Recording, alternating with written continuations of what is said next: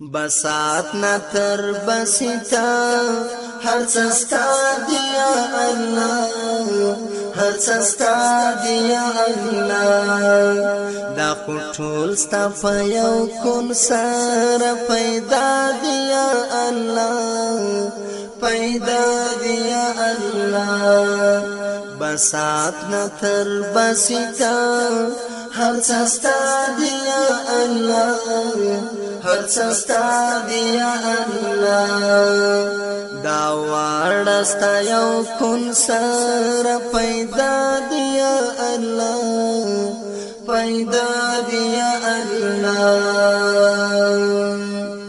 مالکی دا املاکو مخترعی دا افلاکو الحمد لله نحمده ونستعينه ونستغفره ونعوذ بالله من شرور أنفسنا ومن سيئات أعمالنا من يهده الله فلا مضل له ومن يضلله فلا هادي له وأشهد أن لا إله إلا الله وحده لا شريك له وأشهد أن محمدا عبده ورسوله أما بعد السلام عليكم ورحمة الله وبركاته. خوبون مینوالو دا د ایمان د پلوشې خپرونه ده چې تاسو پکې د احادیثو درس اورئ د کتاب ریاض الصالحین څخه.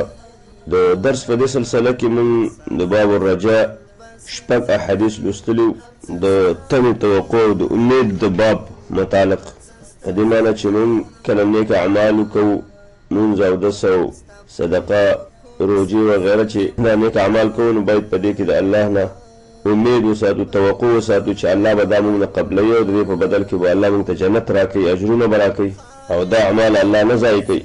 نو قدرمنو اورېدونکو، په دې سلسله کې به نور هم اورو انشاءالله، په دې هیله چې خپرونه را سره تر پایه واورئ او د فایدې وړ مو وګرځي. راځو د دې باب اووم حدیث اخلو او دارنګې مخکې به ځو اتم نهم لسم انشاءالله. احادیث داسې دي چې دا خپل ځای باندې واضح دی او خبره پکې روښانه ده، نو زیات شرح ته هم اړتیا نه لري، صرف احادیث به ترجمه کوو او د هغې متعلق به لنډه شرح اخلو، همداسې مخکې به ځو انشاءالله. بسم الله الرحمن الرحيم. وعن عمر بن الخطاب رضي الله عنه قال قدم رسول الله صلى الله عليه وسلم بسبي فإذا امرأة من السبي تسعى إذا وجدت سبيا في السبي أخذته فألزقته ببطنها فأرضعته، فقال رسول الله صلى الله عليه وسلم أترون هذه المرأة طارحة ولدها في النار؟ قلنا لا والله، فقال لله أرحم بعباده من هذه بولدها، متفق عليه. أمير المؤمنين عمر بن الخطاب رضي الله عنه فرمای وقدم رسول الله صلى الله عليه وسلم بسبعين، رسول الله صلى الله عليه وسلم ته وینځي او غلامان راوستل شو، په یو جنګ کې نیول شوي. نو په دې کې یوه ښځه وه چې د ده نه خپل ماشوم بچی جدا شوی، چې ماشوم یې بل چا ته په لاس ورغلی. نو فرمایي فاذا امرأة یوه ښځه وه من السبي د دغې وینځو غلامانو نه تسعى په منډه منډه به یو طرف او بل طرف ته تلله، سعی په منډه سره او په تیزۍ سره یو خوا بل خوا تلو ته وایي. اذا وجدت سبیا، کله چې به کوم ماشوم پیدا کو فی السبي په دغې غنیمت او غلامانو وینځو په منځ کې، اخذته دا به هغې کې راواخیستو، فالزقته ببطنه، د خپلې خېټې او د خپلې سینې پورې به داسې ونیو، فارضعته بیا به هغه ته فی ورکړه، خپل هغه شیدې ورکولې، د هغه به دا خیل چې دا زما بچی دی. فقال رسول الله صلى الله عليه وسلم ویل اترون هذه المرأة، تاسو ګورئ دا ښځه طارحة ولدها في النار، دا به د خپل بچی چې دته میلاو شي او د خپل بچی دا به ورته وغورځوي. قلنا لا والله، موږ ویل په الله قسم چېرته هم ښځه داسې بچی نشي غورځولی ورته، چې د غېږې بچی او داسې د ماشوم سره مینه هم کوي او هغه دې بیا ورته وغورځوي، دا چېرته هم نه کېږي. نو رسول الله صلی الله علیه وسلم ویلې قسم په الله الله ارحم بعباده من هذه بولدها، چې الله جل شانه د دې ښځې نه هم ډېر زیات مهربانه دی، لکه دا ښځه چې په خپل بچي باندې مهربانه ده، خپل بچی اور ته نه غورځوي، نو الله په څو چنده ډېر زیات مهربانه دی په خپلو بندګانو باندې، نو خپل بندګان ورته نه غورځوي. متفق علیه، دا متفق علیه حدیث ته بخاری مسلم دواړه روایت کړي. اتم حدیث دې باب هغه حدیث ابو هريره رضی الله عنه ده فرمایي وعن ابي هريره رضي الله عنه قال قال رسول الله صلى الله عليه وسلم لما خلق الله الخلق كتب في كتاب فهو عنده فوق العرش إن رحمتي تغلب غضبي وفي رواية غلبت غضبي وفي رواية سبقت غضبي متفق عليه.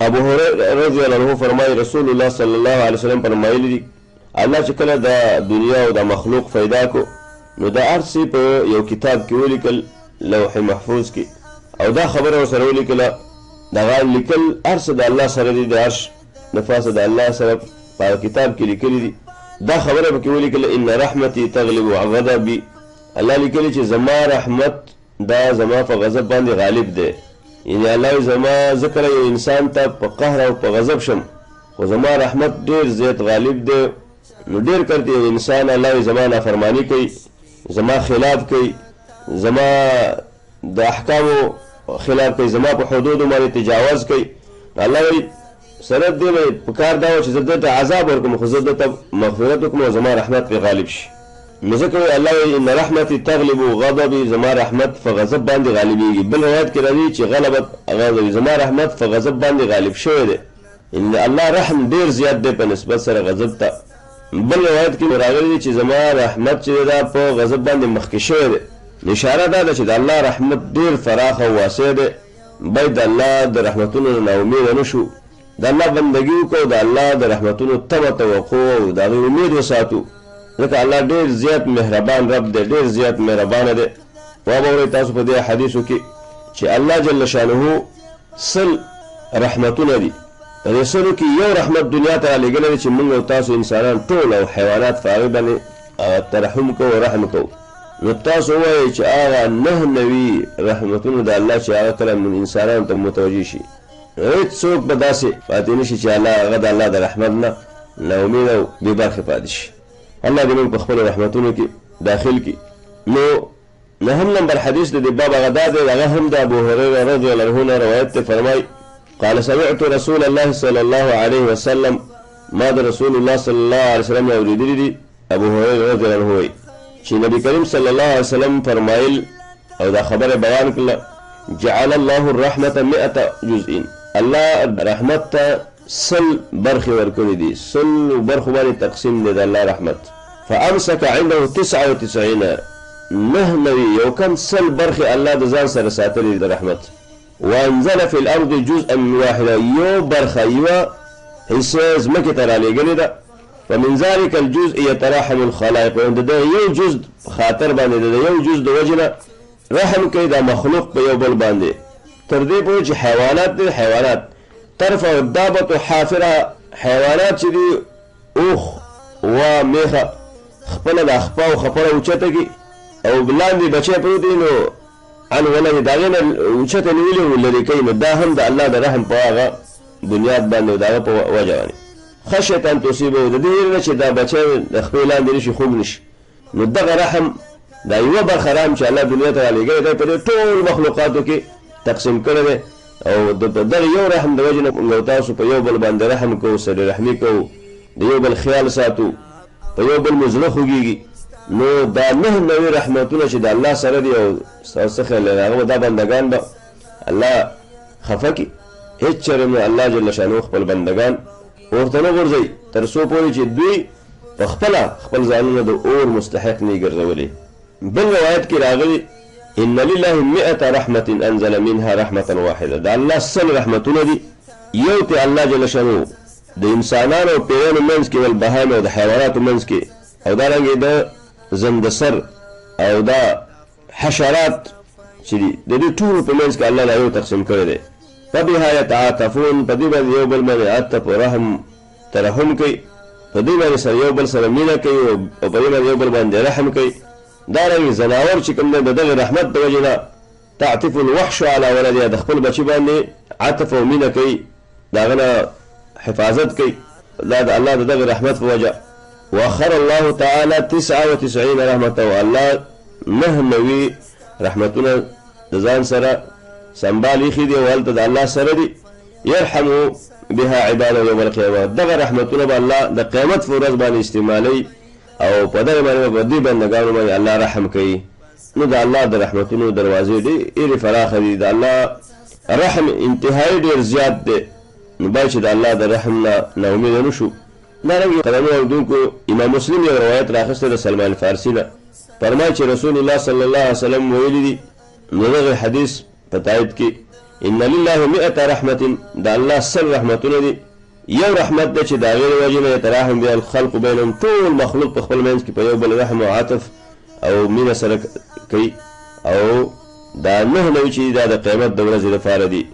په یو بل روایت کې راځي چې کله الله دا مخلوق پیدا کو نو الله 100 رحمتونه دي پیدا کړه. د هر یو رحمت ترمنځ اندازه دا ده لکه طباق ما بین السماء والارض، د ځمکې او د اسمان ترمنځ چې څومره مسافه ده دومره یعنې حیثیت لري، دومره وزن لري. یو رحمت دومره دی لکه د ځمکې نه تر اسمانه پورې مسافه چې. نو دغه رحمتونه الله یو رحمت دنیا ته راولېږو. نو په دې باندې مور په خپل بچي باندې، حیوانات حشرات چې دا په خپل منځ کې مینه محبت، مرغان دا شانې په خپلو بچو سره د یو بل سره چې کوم تعلق او مینه او محبت ساتي، الفت ساتي، دا ټول د یو رحمت په وجه باندې دي.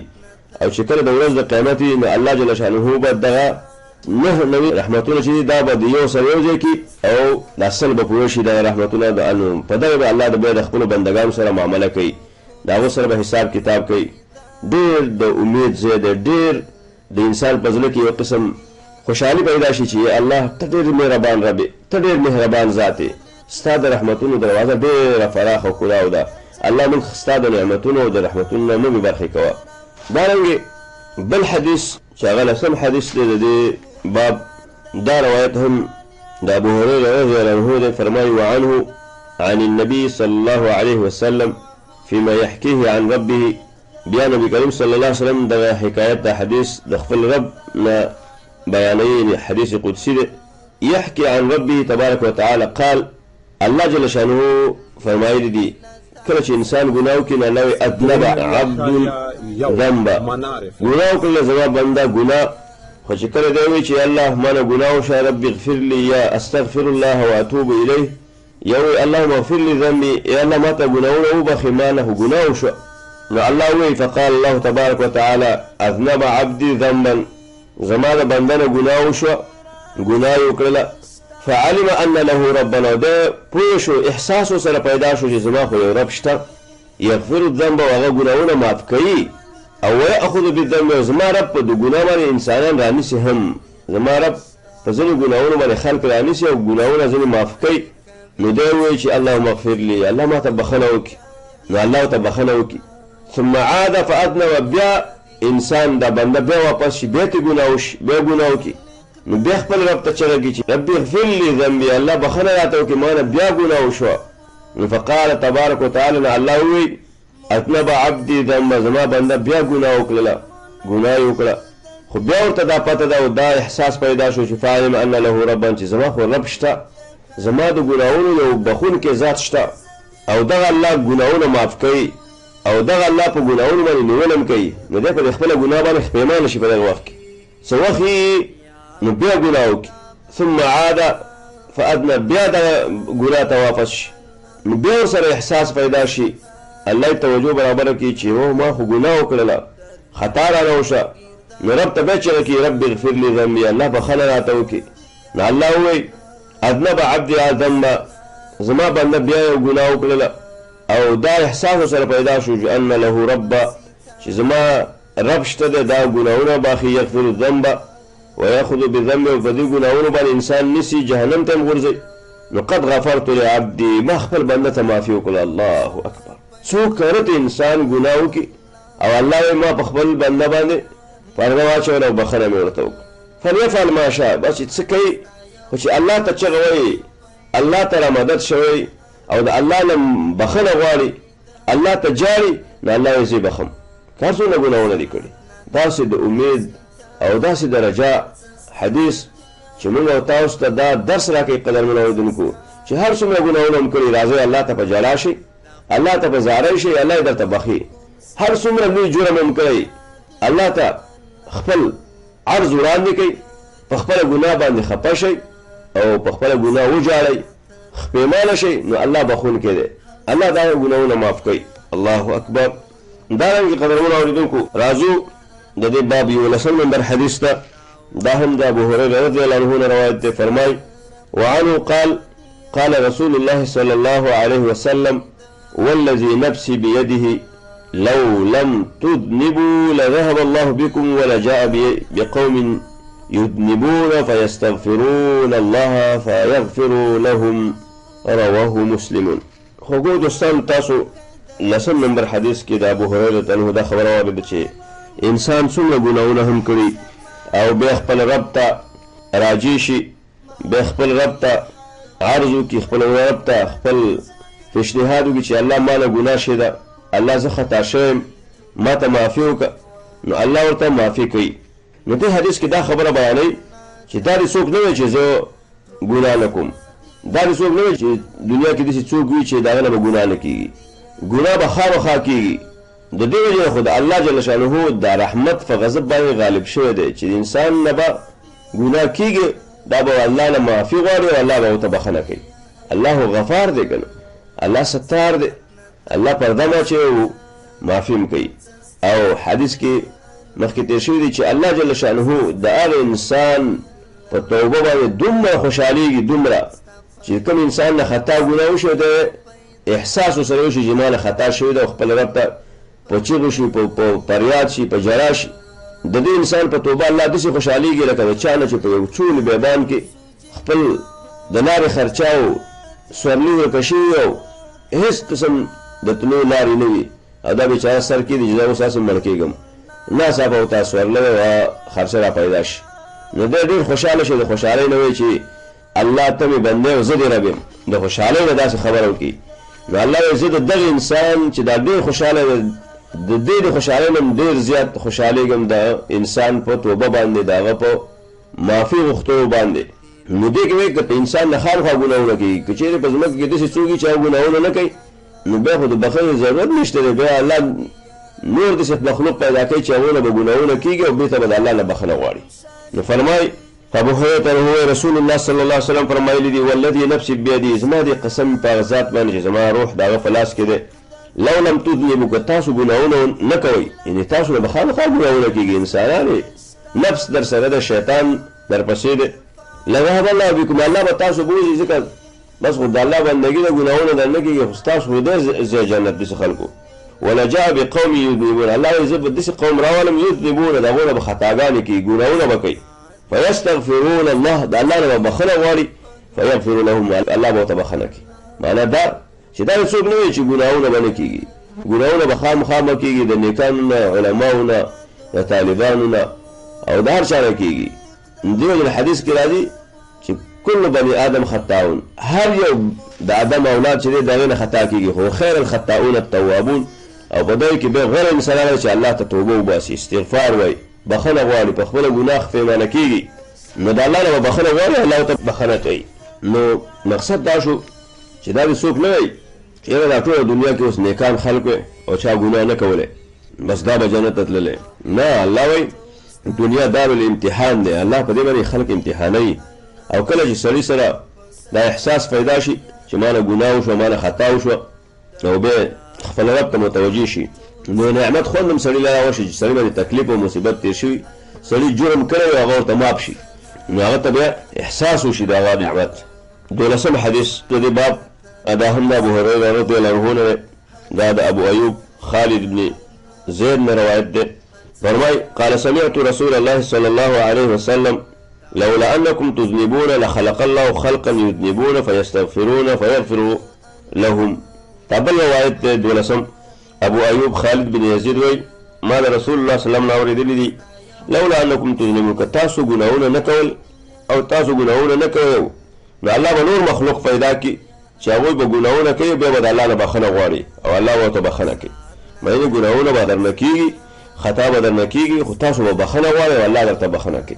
نو موږ او تاسو ته ټول امت ته دا یو دعوت دی د الله د طرفه، د الله د رسول له طرفه چې مسلمانانو دې کې شک نشته چې موږ او تاسو ټول ګناهګار یو، غوره انسان هغه دی، بهترین انسان هغه دی چې د الله د رحمت نه ناامیده نه شي. او کله هم چې ته ګناه وشي نو د ګناه نه وروسته دعا وایي استغفر الله استغفر الله واتوب الیه، استغفر الله من جميع الذنوب واتوب الیه. پښتو کې دی یا الله ما نه خطا وشوه، ما نه ګناه وشوه، الله زه خپېمانه یم، زه په خپل ګناه باندې خپېمانه یم، او الله ته وجاړي، الله ته زاره وکړي چې الله ما ته معافي وکړه، آینده د ګناه توفیق مه راکوه. بس الله ته بخښنه کوي. که بیا دې ګناه وشوه بیا دې معافي وغواړي، بیا دې وشوه بیا دې وغواړي او الله نه دې بخښنه غواړي، توبه دې وباسي. خو ګناه دې په دې نیت نه کوي چې دا ګناه کومه بیا به وروسته توبه وباسم، دا ډېر لوی جرم دی. صرف چې ګناه ترې وشو د سوچ نه بس الله نه دې معافي غواړي. الله مهربان بادشاه دی. 14 حدیث د ابو هريره رضی الله عنه فرمایي قال كنا قعودا مع رسول الله صلى الله عليه وسلم معنا أبو بكر وعمر رضي الله عنهما في نفر، فقام رسول الله صلى الله عليه وسلم من بين أظهرنا فأبطأ علينا فخشينا أن يقتطع دوننا ففزعنا فقمنا، فكنت أول من فزع، فخرجت أبتغي رسول الله صلى الله عليه وسلم حتى أتيته حائطا للأنصار. وذكر الحديث اوجد حديث آخرني برخه بداسه رسول الله صلى الله عليه وسلم داود حديث ابو هريره عنه فرمای من يولد رسول الله صلى الله عليه وسلم سره الناس كنا قعودا مع رسول الله، من سره ابو بکر و عمر سملګي نور رسول الله صلى الله عليه وسلم ناس په زمونږ د مجلس نه صفات سیدو سارا طرف تلاړو. فقام رسول الله صلى الله عليه وسلم من بين ازهرنا من زمونږ د مېونه فابطا علينا ومن لګرستو شو چې لالو د رسول الله صلى الله عليه وسلم د وخت لږ وځنډېدو، موږ سره یو قسم یره پیدا شوه. فخشینا موږ وویرېده یقتدونه چې رسول الله صلی الله علیه وسلم زموږ نه خو څه تکلیف ورته نه رسېدلی، مشکل نه رسېدلی. نو ففزعنا موږ ډېر وویرېدو. فقمنا موږ پاڅېدو. فكنت اول من فزع، نو زه اولنی کس وم چې زه ډېر وویرېدم، ګبراو شوم. نو داسې لاړم او رسول الله صلی الله علیه وسلم په لټون پسې. فخرجت ابتغي رسول الله صلی الله علیه وسلم، زه ووتم رسول الله صلی الله علیه وسلم لټو تر دې چې د انصارو یو باغ و هغې ته راغلم. حتی اتیت حائطا للانصار، یو دیوال یې چاپېر کړی د باغ نه هغې ته راغلم. نو دا اوږد حدیث دی چې روایت کړی دی چې لاره ورته معلومه نه ابو هريره رضی الله عنه په یو سوی باندې ورننوت چې ورغی نو رسول الله صلی الله علیه وسلم هلته و. نو ویل څنګه راغلی؟ ویل رسول الله موږ خو داسې وویرېدو، موږ ویل داسې نه چې تا باندې څه چل شوی. نو خپل ټول حالت یې ورته بیان کړو. نو رسول الله صلی الله علیه وسلم ابو هريره رضی الله عنه ته وویل زه ورشه، دا زما چپل هم ځان سره والی و، هغه چپل یا بوټان دا یې ورته ورکړل او د دې دیوال اخوا چې څوک تا له مخې له راغی او دا ګواهي کوي چې لا اله الا الله محمد رسول الله او په دې یقین وي د زړه نه ویلي وي ورته وایي چې جنت درله واجب شو. نو اوږد حدیث نه الفاظ پکې آخري دا دي اذهب لا شف من لقيت وراء هذا الحائط، د چا سره چې مخامخ شوی د دې دیوال نه اخوا او دا ګواهي کوي یشهد ان لا اله الا الله چې د الله نه سوا بل حقدار د بندګۍ نشته، بل د چغې ځای نشته، بل د مرستې ځای نشته، حاجت روا مشکل کشا دا بل څوک نشته. او مستيقنا بها قلبه، او په دې یقین وي د زړه د یقین یې ویلي، د زړه د قصد یې ویلي وي. نو فبشره بالجنه، او هغه ته د جنت زیری ورکړه چې څوک دا کلمه د زړه د صدق ویلي وي او د دې په مقتضا عمل کوي. بیا عمر رضی الله عنه مخې ته راغی وایي دا څه شی دی؟ دا د رسول الله صلی الله علیه وسلم چپل دي او ما ته دا ویلي چې څوک د لا اله الا الله محمد رسول الله د کلمې اقرار کوي د زړه د صدقه، نو د لپاره جنت واجب دی، دا به جنت ته ځي. نو هغه په سوک وو بیچاره راوغورځو. راغی رسول الله صلی الله علیه وسلم ته شکایت وکړي یا رسول الله زه خو عمر ووالم.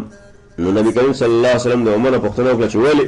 وی یا رسول الله په دې خاطر باندې چې مسله صحیح واضح کړې نه ده، خلکو ته به دا ووایي چې بس چا لا اله الا الله وویلي دا به جنت ته ځي. نو خلک به نور د مسلې د مقصد نه خبر نه وي، صرف لا اله الا الله به زوتوي په خوله باندې، په دې باندې به مجلسونه جوړوي چې موږ ذکر کوو، نور اعمال به برابر نه.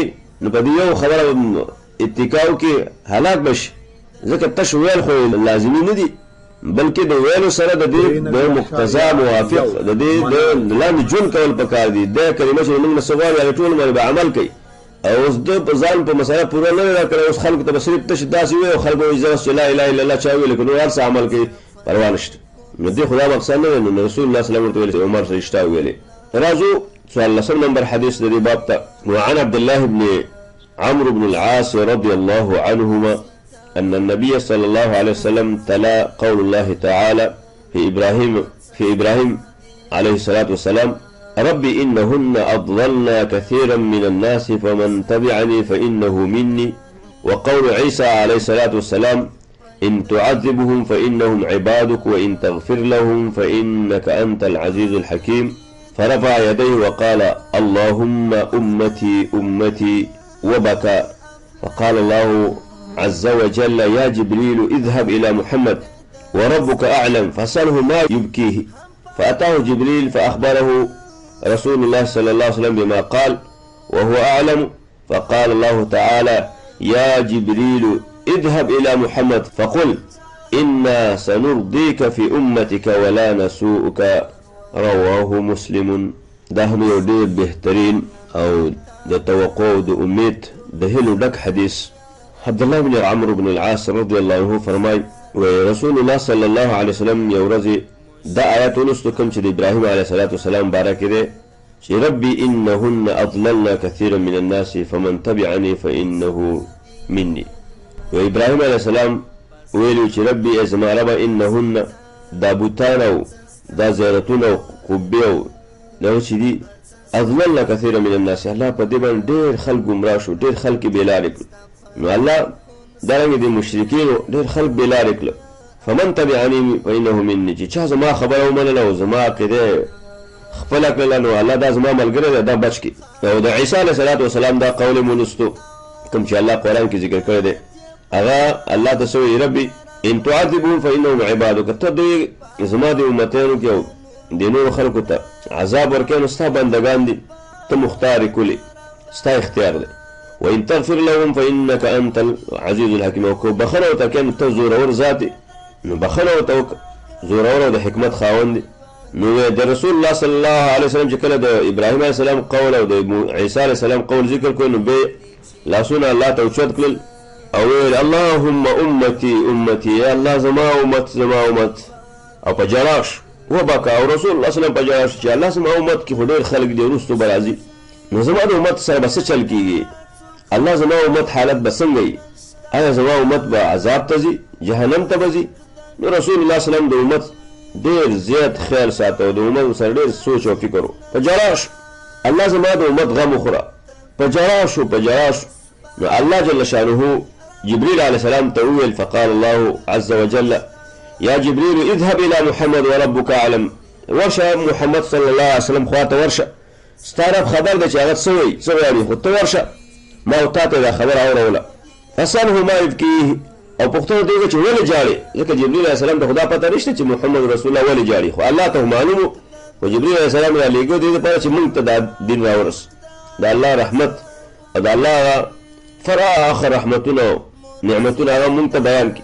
فأتاه جبريل، نو جبريل عليه الصلاة والسلام راغی، نو رسول الله صلی الله علیه وسلم ته تپوس وکړو چې ولې جاړي.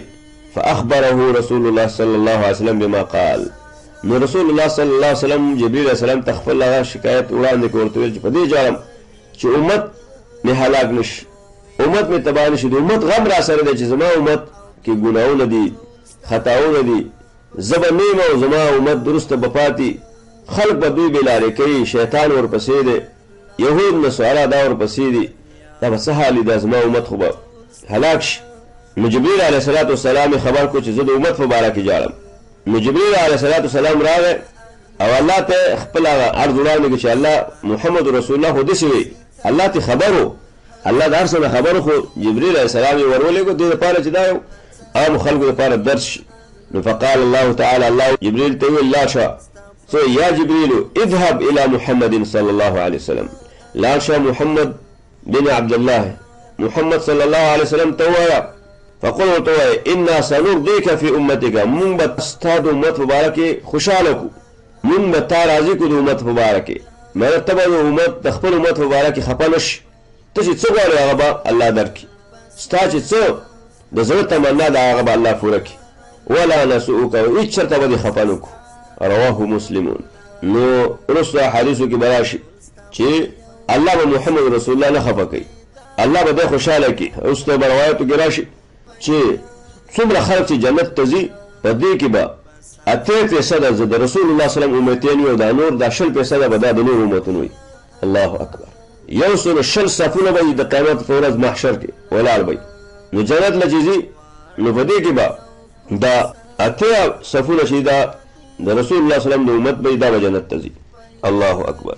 څومره امید خبره. نو ځکه الله جل شانه رسول الله صلی الله علیه وسلم ته وایي چې موږ تا نه خفه کوو، تا به الله جل شانه خوشحاله کوي. نو جبريل عليه السلام ته ویل الله چې محمد رسول الله ته ووایه سنرضيك في امتك، موږ د امت مبارک ته خوشحاله کو او هیڅ چرته به ته خفه نشي. امام مسلم دا روایت راخسته ده اول جلد 191 صفحه کې حدیث رقم 302. دا هم ډېر د توقع د هیلو ډک حدیثو. قدمونه ومونکو تقریبا 14 حدیث موږ د دې باب واخسته ومو په تېره خپرونه کې شپږ اخیستي وو، نور اته دلته راځو د دې احادیثو لاندې شرح ته، ځکه احادیث په خپل ژبه باندې واضح وو او انشاءالله تاسو به پې پوه شوي یاستئ او څه به مو ترې زده کړي. موږ یې لنډه خلاصه درکوو چې د حدیثو نه موږ ته څه معلومیږي. کوم حدیث چې تاسو واورئ ټول د رجا د الله نه د امید د تمې د توقع ساتلو په اړه امام نووي رحمه الله په کتاب کې راجمع کړي. ډېر حدیث دي نور به انشاءالله واورو، خو دغه کوم حدیث چې موږ وروسته دې حدیثو کې دا خبره ثابته شوه چې الله تعالی ډېر زیات مهربانه دی، ډېر زیات رحم کوونکی دی په خپلو بندګانو باندې، تر دې چې د یوه مور د خپل هغه ماشوم بچی چې د غېږې ماشومي د هغه څونه مهربانه د هغې نه هم د 70 میندو نه هم ډېر زیات مهربانه دی الله په خپل هر بنده باندې، په هر بنده باندې. او تاسو په دې اړه حدیث واورېدو چې هغه د دې خبرې شاهد او دلیل دی چې یوه ښځه مسلمانانو په جنګ کې نیولې وو ماشومانو وینځې غلامانو، او دا به تللی وو، کله به یو ماشوم غېږ کې راخیسته کله بل، او هغه ته به پی ورکول. رسول الله صلی الله علیه وسلم ملګرو ته ویلې تاسو وګورئ دا ښځه چې د خپل بچي پسې لیونۍ ګرځي، نو ستاسو څه خیال چې دی دا بچی بیا مومي دا به دا اور ته وغورځوي؟ یا ویل نه. نو الله د 100 میندو نه هم ډېر زیات چې د 100 میندو رحم راجمع شي په یو بچي باندې، نو د هغې نه هم ډېر زیات مهربانه دی په خپل هر بنده باندې. الله ته خپل بندګان دومره ډېر محبوب دي، وکاش چې دا بندګان خپل رب وپېژني، خپل مالک وپېژني. دغه رب په موږ څومره ډېر زیات مهربانه دی، موږ بار بار د دغه رب مخالفت کوو، بار بار د رب احکام ماتوو، بار بار د رب د راستولی شوي پیغمبر سنت او طریقې د خپل لاندې کوو. لږ سوچ را سره پیدا شي چې الله ته را وګرځو، د الله نه بخښنه وغواړو، په خپل د خطاونو باندې لږ پیمانه شو، ځکه الله په دې ډېر زیات خوشحالېږي چې انسان نه ګناه شوي او واپس د توبه وباسي، الله ته راګرځي. حدیث هم پکې واورېد، نو دا د الله نه د رحمت هغه نمونه وه. دا په دې تاسو هغه آیتونه هم واورېدل، ډېر آیتونه شته قرآن کې چې د انسان تمه توقع پیدا شي د الله د رحمتونو. دا نعمتونه چې الله په موږ باندې کړي دي، او تر ټولو لوی نعمت دا دی قدرمنو اورېدونکو چې الله موږ او تاسو مسلمانان پیدا کړي، موږ ته یو بهترین دین د اسلام دا نعمت دا رالېږلی و، موږ او تاسو پرې مشرف کړي وو. او الله بیا چې ډېر مهربانه دی نو په مسلمانانو مهربانه دی. ډېر انسانان هغه د اسلام د دې لوی نعمت نه محروم دي، ډېر سرمایه‌دار او ډېر د لوی شتو او د ټکنالوژۍ خاوندان دي، خو د الله د دین نه محروم دي د دې نعمت نه. او په دې باید خوشحاله شو، د الله شکر ادا کړو چې الله شکر دی چې مسلمان پیدا شویم. کنه تاسو د دغې درندګانو زندګي وګورئ، د الله بل نعمت دا دی چې الله موږ او تاسو ته پیغمبران رالیږلي دي چې هغه موږ ته دغه شانې خواږه زیري او ښایسته د امید او د هیلو ډکې خبرې کړي دي. موږ او تاسو د هغه اعمالو او اقوالو او د هغه کارونو منع کړي چې کوم د جهنم د تلو سبب ګرځي.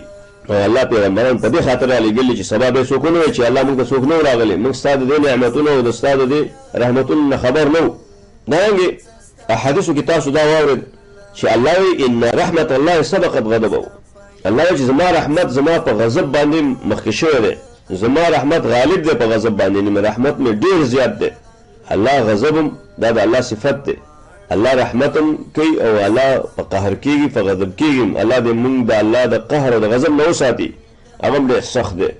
ځینې اعمال داسې دي، ځینې اقوال او کارونه داسې دي چې الله په انسان باندې په هغې باندې په غضب کېږي. نبي کریم صلی الله علیه وسلم به پناه غوښته، اللهم انی اعوذ برضاک من سخطک، الله ستا په رضا باندې ستا د قهر او د غضب نه پناه غواړم، وبمعافاتک من عقوبتک.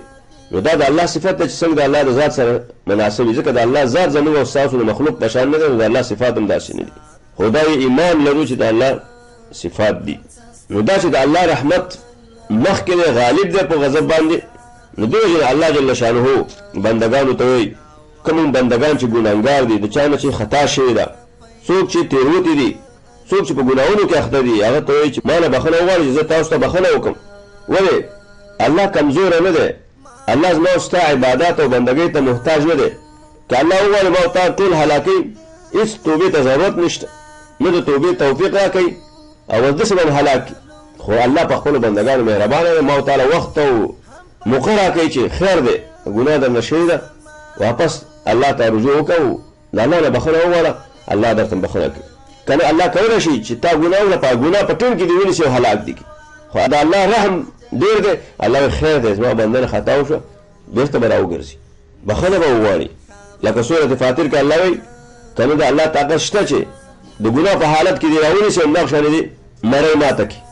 الله فرمایي بسم الله الرحمن الرحيم لن يؤاخذ الله الناس بما كسبوا ما ترك على ظهرها من دابة ولكن يؤخرهم إلى أجل مسمى. که الله خلق په ګناهونو باندې نیولی نو په مخ نظر وکړه به یو انسان او حیوان نه وی، که په دې ظلم او زیاتي باندې الله خلق نیولی، ځکه انسان به خطا کولی الله به نیولی، حیوان به یو بل سره زیاتی کوی هغه به الله هلاکولی، نو یو انسان به هم نه وی. خو الله جل شانه زموږ ستاسو د اعمال حساب کتاب وروسته ورځ ته پرېښی دی، نه خپل نیټې ته نه څوک پکې توبه وباسي نه الله ته مغفرت وکړي، او که څوک یې ونه کړي نو حساب کتاب ورسره د قیامت په ورځ کوي.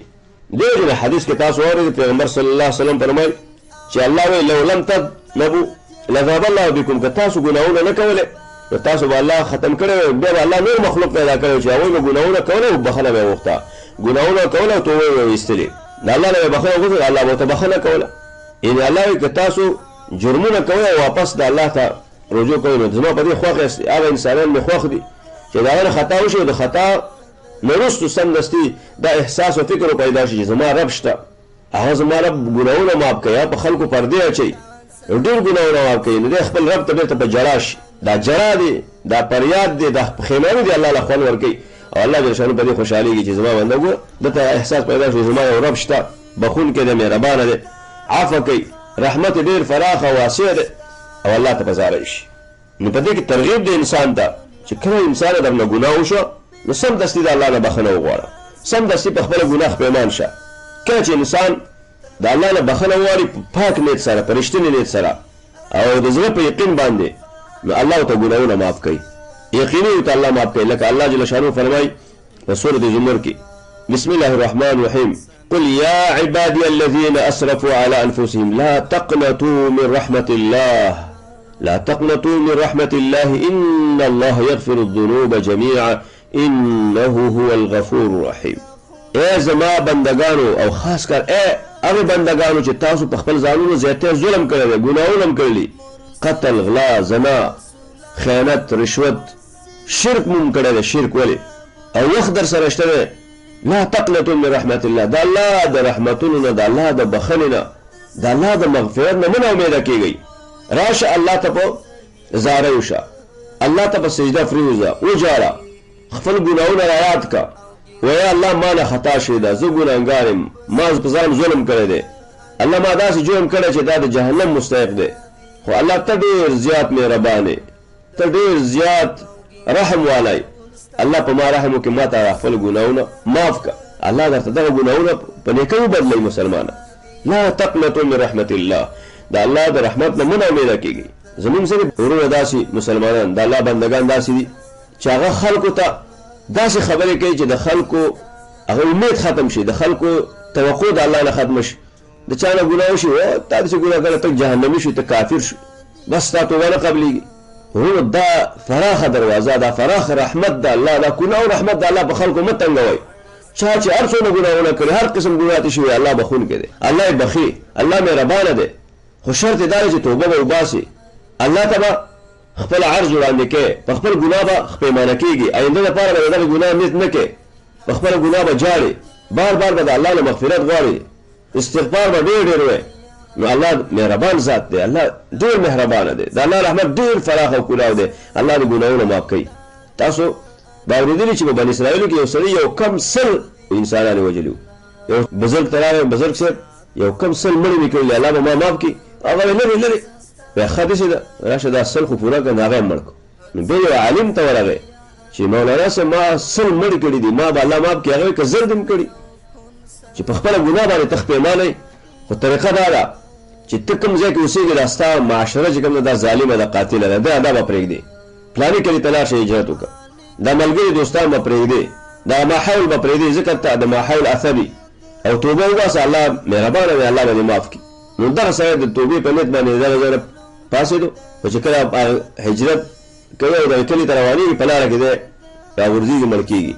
نو ملایک راغلل یو قسم د عذاب ملائک دی بل قسم د رحمت ملائک. عذاب والا وی دا اوس پورې دا قاتل او کافر دا وړو جهنم ته د روح. رحمت ملائک وی نه د توبې است دا د توبې وستلو په نیت باندې د خپل کور نه راوته دی د خپل کور پرېښود د هجرت یې وکړو. نو الله جل شانه د دوی په منځ کې فیصله وکړله تاسو داسې وکړئ چې یو ګورئ کوم کلي کې چې دوی جرمونه ګناهونه کول د کوم مجلس کې کوم ملګرو سره هغې طرف ته نږدې و نو جهنم والا به د روح ویسي. او که چیرې د هغه کلي ته چې دی د توبې په نیت روانو هجرت په نیت روانو هغې ته نږدې و نو بس د رحمت ملایکې به یې روح ویسي. نو ملایکو د ځمکه کش کول الله جل شانو د ځمکه د هغې ځای ته رالنډه کړله د کوم ځای ته چې دی د توبې او د هجرت په نیت روانو. نو وګورئ الله څومره مهربانه دی د الله رحمت څومره فراخه واسع دی. نو د الله بندګانو د الله رحمت په چا باندې مه بندوئ د الله د مغفرت دروازې په چا مه بندوئ د الله د رحمتونو دا فراخه دروازه په چا باندې بندوئ مو. خلکو ته ترغیب ورکړئ چې د الله طرف ته راجع شي بخښنه وغواړي توبې وباسي الله ته د خپلو ګناهونو نه. نو الله وایي لا تقنطوا من رحمت الله د الله د رحمت نه مه ناامیده کېږئ الله ټول ګناهونه بخښي یغفر الذنوب جمیعا یغفر الذنوب جمیعا الله ټول ګناهونه هر قسم ګناه چې دا نشي الله یې بخښي خو خپلمانه کېږي به توبه به وباسي. انه هو الغفور الرحیم او دا الله بخښونکی دی مهربانه دی. دارنګې نبي صلی الله علیه وسلم بیا هغه ابل حدیث بیان شو چې د ابراهیم علیه السلام قول ذکر کړ چې ربي انهن اضللن کثیرا الله په دې بوتاونو په دې درګاونو خو دا ډېر خلک ګمراه شو خو ته بخښونکی مهربانه خپل عافي کار ورسره وکړي. عیسی علیه السلام قول ذکر کړ چې الله ستا بندګان دي نو که بخښنه ورته کوې ته مختار یې کولې او که عذابې نو ستا اختیار دی. نو رسول الله صلی الله علیه وسلم چې کله دې ځای ته راورسېدو نو په ژړا شو. نو د امت سوچ ورسره واخیستو چې هغه خو ابراهیم علیه السلام داسې وویل عیسی علیه السلام داسې وویل نو ده ویل ربي امتي امتي ژړل او دا ویل یا الله زما امت به څه کوي زما امت به څه کوي. نو الله جل شانه د رسول الله صلی الله علیه وسلم د زړه او د حالاتو نه خبر و خو جبرئیل علیه السلام ته ویل لاړ محمد رسول الله نه وپوښته چې څه وی ولې ژاړې. جبرئیل علیه السلام راغی رسول الله صلی الله علیه وسلم ته ویل ولې ژاړې په څه باندې ژاړې. هغه ورته ویل د امت غم را سره دی چې امت به مې څنګه وي څه حالت به وي دې سره به څنګه معامله کېږي. نو الله جل شانه ته چې کله جبرئیل علیه السلام لاړو خبره ورته وکړه الله ته خبر و خو موږ او تاسو ته دا خبره په یوه طریقه را رسوله. نو الله جل شانه جبرئیل علیه السلام ته ویل ویلا شه محمد رسول الله ته ووایه چې موږ به تا خوشحاله کوو امت باره کې هېڅکله به تا خفه نه کړو تا چې څومره غوښتل څه دې غوښتل هغه به درکوو. نو دا د الله یو بل لوی احسان بله لویه مهرباني موږ او تاسو په دې امت باندې چې الله دې امت سره دا احسان وکړو. علماء لیکي یو بل حدیث ذکر کې راغلی دی چې د دې امت مثال د نورو امتونو په پرتله باندې داسې دی یو سړی مزدور د سهار نه ونیسي تر ماسپښین به پورې 1 روپۍ ورکوي مزدوري کوي 1 روپۍ ورکوي 1 دینار ورکوي.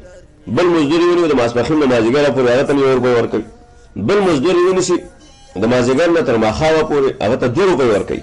نو د اولني کسان مزدوران چې راپاڅېږي وایي چې دا ولې موږ ته د سهار ماسپښینه پورې 1 روپۍ راکوي د بل نور وایي موږ ته ماسپښین مازدیګره پورې دا ډېر وخت دی او دوی سره مازدیګر نه 1 غنټه فرق نشته دی 2 غنټې فرق دی دوی ته 2 روپۍ ورکوي. نو الله ورته وایي چې تاسو سره خو مې ظلم نه کړی تاسو خو ما خبره کړې چې دونه مزدوري به راله کوئ دونه وخته پورې په 1 دینار باندې تاسو سره خو به ظلم نه شي وی نه چې ظلم نه وي دا زما خپل احسان ده چې زه د چا سره کوم بس. نو نو امتونو باندې تکالیف او دغه زیات وو خو اجر کم و زموږ او ستاسو تکالیف او عبادات کم دي خو اجرونه هم زیات دي د دې امت. نو الله په دې امت باندې ډېر لوی احسان کړی دی. معنی چې دا د الله احسان دی زموږ او ستاسو د دې امت یوه نیکي په 10 بلکې په 200 هغې د پاسه حسابېږي. الله جل شانه به دا پیغمبر صلی الله علیه وسلم راضي کوي د دې امت په باره کې او الله راضي کړی هم دی. ډېر احسانات د دې امت سره الله کړي دي په نسبت د نور امتونو. یو دا دی چې اجرونه ډېر زیات دي لږ عمل او ډېر اجر بل دا چې دا د ټولو نه وروستو راغلي او دوی به د قیامت په ورځ باندې حساب کتاب به مو سره مخ کېږي او جنت ته به هم د ټولو نه مخ کېږي. دارنګه نور فضایل حدیث کې راځي رسول الله صلی الله علیه وسلم فرمایلي دي اعطیت خمسا ما ته 15 داسې شیان راکړی شوي چې هغه نورو امتونو ته نه ورکړی شوي. الله زما مرسته کړله فروع الله ما له رعب راکړی دی چې ما له دښمن په 200 میله کې لرې یېرېږي. نور اندازه باندې چې د یو میاشت ځای ته د یو میاشت سفر وي دومره لرې اندازه کې ما له دښمن یېرېږي. بل دا چې الله دې امت ته دا احسان ورسره کړی چې کوم ځای کې د لمانځه وخت شو دی لمونځ کولی شي. سیند غاړه وه، غر و، دشته وه، ټول بیابان و، په لاره کې مسافر و، په هوا کې او دغه خاوره الله د مسلمان لپاره یو د پاکي ګرځولې ده، یعنې کوبني او تیمم پې کولی شي. نور امتونو داسې نه و، د خپل عبادت خاص ځای به و هغې کې به یې کوو او چې بغیر د او داسې نه بغیر د طهارت نه لمونځ نه کېده. زموږ امت دپاره چې اوبه نه وي تیمم ووه. دارنګې دې امت دپاره غنیمتونه حلال شوي دي چې کافر راونیسي او سره جنګ جهاد وکړي مال او هر څه دې واخلي دا غنیمت دا حلال دی مسلمان دپاره. نور امتونو دپاره دا حلال نه و که هغوی ته به غنیمت حاصل شو بیا به یې ورته وواچو. نو دا د دې امت ځینې ځانګړې خصوصیتونه دي چې الله په دې امت باندې کړي دي. حاصل دا دی قدرمنو اورېدونکو د دې احادیثو کوم احادیث چې ذکر شو ټولو کې تبه توقع امید دی موږ او تاسو ته هیله پیدا کوي توقع پیدا کوي چې موږ او تاسو نیک اعمال وکړو او په هغې باندې د الله د ثواب امید ولرو د مغفرت امید وساتو. اعمال به کوو خو صحیح اعمال به کوو د رسول الله صلی الله علیه وسلم د سنت موافق د الله د حکم مطابق اعمال به کوو او د هغې تر څنګ به لویه هیله لوی امید به ساتو چې الله جل شانه به موږ ته بخښنه کوي الله جل شانه به زموږ ګناهونه معاف کوي الله به موږ په خپلو رحمتونو کې دننه کوي. د الله رحمتونه ډېر فراخ او واسع دي. نو قدرمنو اورېدونکو د الله د رحمتونو نه امیدي نه ده پکار د الله د رحمتونو امیدونه او توقع ساتل پکار دي. الله جل شانه دې موږ په خپل لوی رحمت سره په خپل ډېر واسع او فراخ رحمت سره موږ ته بخښنه وکړي زموږ ګناهونه دې معاف کړي. الله جل شانه دې زموږ په حال باندې رحم وکړي. ای الله دا ستا رحمتونه ډېر زیات پراخه دي ډېر کلاو دي. الله موږ افغانان په ډېر ظلمونو او په ډېرو فتنو کې نښتي وي. الله موږ د دې ظلمونو او فتنو نه وباسي. الله زموږ ملک کې پاک صفا اسلامي نظام راولي. قدرمنو اورېدونکو دا وه زموږ د نن ورځ خپرونه چې ستاسو درانه چوپړ ته مې وړاندې کړله د بلې خپرونې سره چې بیا ستاسو په خدمت کې حاضرېږم. تاسو په لوی او مهربان رب سپارم. والسلام علیکم ورحمة الله وبرکاته. پاک ربا عبادت پاک ربا باطل دی چی لتا څخه سوا دیا الله سوا دیا الله خالق د خیر و شر بلتا څوک خالق نشتا رازق دا کل عالمی بلتا رازق نشتا.